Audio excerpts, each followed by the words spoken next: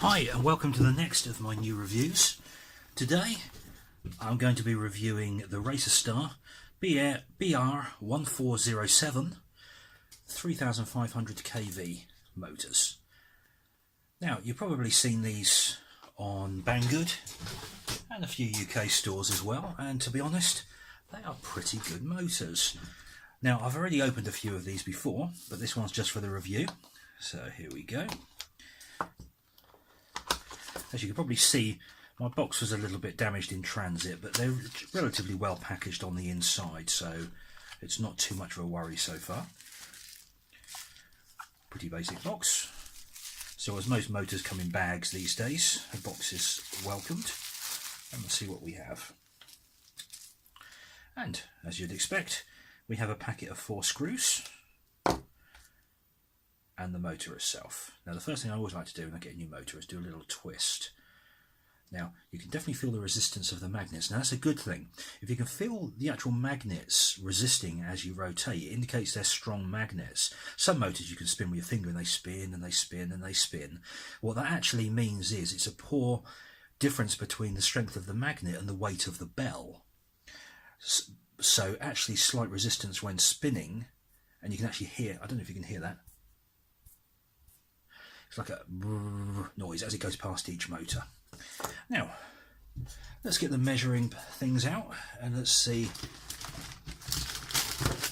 what we have. Now, the first thing most people notice when they open up the bag of screws is these are not the standard 3mm M3 screws that we normally use for motors. And in case you find yourself in need of one, just check that's zeroed. The motors are a 2mm, that's an M2 thread. I don't know if you can just see that okay. So if you do need to order any of these, they're an M2 thread, and they come with, let's see if we can get the tester on the width, so on the length. They appear to be 4mm long, so the actual thread length is 4mm. So you're looking for an M2 4mm. If you need to replace these exactly. You may find with some frames that they are slightly too long and you might risk going into the bottom winding of the motor. As you can see, that's where your screw would go through, and then you have the bottom winding. Now that is very, very dangerous. If you've ever built a quadcopter before, you'll be quite aware of this. You have to make sure that that screw, when it goes through the carbon frame, which would sit there, does not go into the winding. Which is why it's very important to make sure you always have the right length of screw for the job you're going to be doing. Now, this is the 1407 motors. Now, these are generally used for a 130 size quadcopter. So I know some people have been using them on 4-inch props rather than 3-inch, and some have even used them on 2-inch props. I personally would recommend 3-inch props on 4S or 4-inch props on 3S. Now, the cable length is approximately 60mm long, so 6 centimeters long between the motor and the end. Now, if you're going to mount your ESCs on the arm of your quadcopter, you're going to want to cut these right down, but always be careful. The nearer the actual wire is to where the motor is, you're going to transfer the heat to the motor when you solder, which can be a problem if you accidentally damage the coils. So here's a frame from my other reviews, the Deformation Insect fake frame. Now let's just give it a quick mock up. There you go. The motors would fit quite nicely on that frame. The holes do line up. You see what that? The holes line up quite nicely. And if I was to put a screw through, you can see the deformation is quite a thick frame. See, only a very small amount of the screw will go through, probably about 1.5mm, which is more than enough to make a nice hold. Although I would recommend using thread lock just to help hold the motor on under vibration. Now let's see if I actually have any of that here. Yes, I do. Now I like to use this. This is number 248, medium strength Loctite thread lock. You don't have to use a medium strength, you can use light strength. I do find that high strength is a little bit difficult to remove, but if you just want to hold in against vibration, this stuff's ideal. It's just like Pritt stick. You see, You turn and it comes out. All you basically do is just put your screw very lightly, turn it so a tiny bit of blue's on your screw, and that's it. There is literally nothing more to it. They are not difficult to use. One of these should last a long time. I've actually had this one for about 2 years, and it was a whole 9 grams.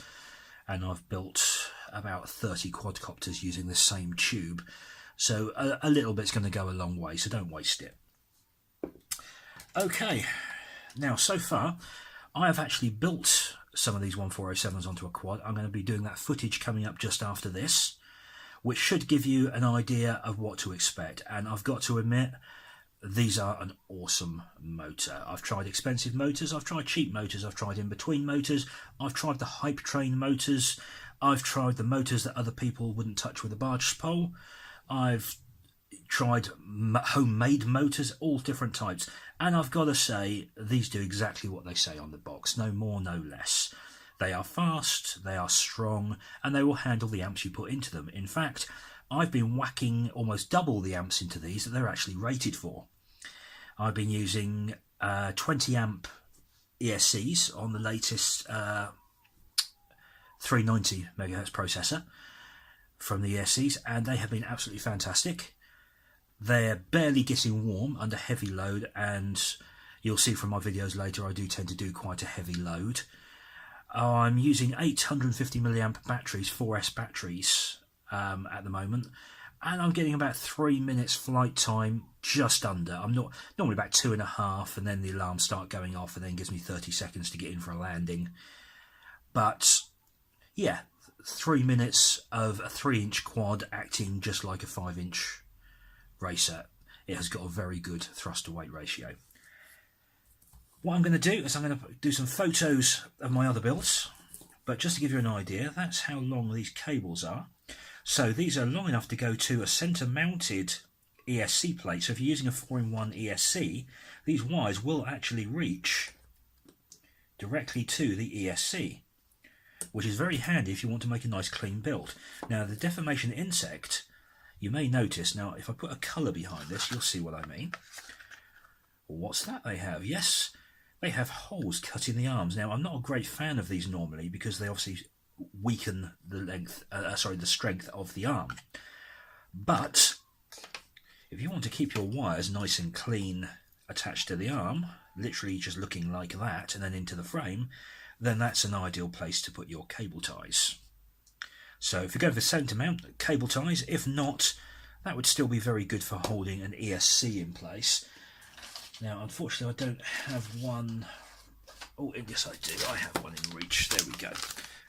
Let's open a brand new ESC. Now these are the latest version of the 20 amp spiders. There we go. Now as you can see, 20 amp Beck lights. They support 1 shot, 125. They actually support more than that now on the latest firmware update because they're using the 390 megahertz processor rather than the 330. They are much better. Now, what I normally do with an ESC, just quickly, is I desolder these. I cut off the heat shrink, desolder these. Now, in the case of these ones, these actually have a Beck built in, which is very handy for doing LEDs, but I generally use a central power distribution board, so I'm not going to be using the Becks on these other than for LED powering. I would desolder these wires and then solder these directly to the pads there. Then this whole thing, I'd have shrink wrap come up over all the cables there. I wouldn't shrink it on yet. I would then do all the soldering at the other end, at this end, cut down the cables to make them fit the frame. Then, once I'm sure it's all working and tested, then I would heat shrink that down. Now the reason for leaving the heat shrink to the last minute is obviously because if you find an electrical connection is wrong, or you suddenly find that you don't want to go through BL heli to reverse direction and you end up having to desolder the motor connectors to switch 2 over, it's a lot easier to do than if you've actually just put the heat shrink back on. Now, as I was saying, that will be the location. You'd have the motor wires cut down short to about here, directly soldered onto there. The ESC that would then be mounted on the plate, cable ties through there. Now, this is important. The cable ties actually shouldn't go round the ESC itself if it can be avoided. They should actually gather the cables at each end, which would hold the ESC down. The best way is to actually attach a double-sided sticky tape to the back of the ESC once it's been heat shrinked, and then stick it to the frame where you want it, and then have the cable ties holding it down by the cables at the ends.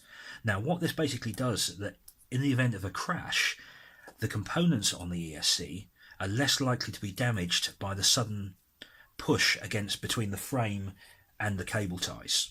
In fact, for a long time I was actually using heat shrink around the whole ESC with the frame. So I take a large piece of heat shrink like this over, just trimmed down to the end, and then shrink it on, and that would hold the whole ESC and the components very tight to the frame. The downside of that is, of course, it's very difficult to do to get all the connections correct on a small frame, but on a bigger frame it's definitely a valid way of doing it. Now, I hope you enjoyed the review. After this, I'm just going to be playing some video of the test flight of this, so it's not going to be greatly exciting, but it will give you an idea of what it can do. I do find the throttle is much better with the same props than the Emax Red Bottom 1306 3300s on 4S. These definitely provide a noticeable kick over the Emax Red Bottoms. So if you're looking for a valid motor, for a 3-inch build, I would recommend the 1407. If you're looking for a slow build, but a little bit bigger, these can turn up to a 5-inch prop, but there is a limit to the 5-inch prop they can turn. They can turn a 5-inch prop, a 50-30, okay, as long as it's only on 3S. They will not handle 4S on those props. They will burn out. The amp draw we found was near 24 amps. These little guys cannot handle it. Now, I hope you've enjoyed this review. The video should be following straight after this, and some thrust test results as well. Thanks for watching.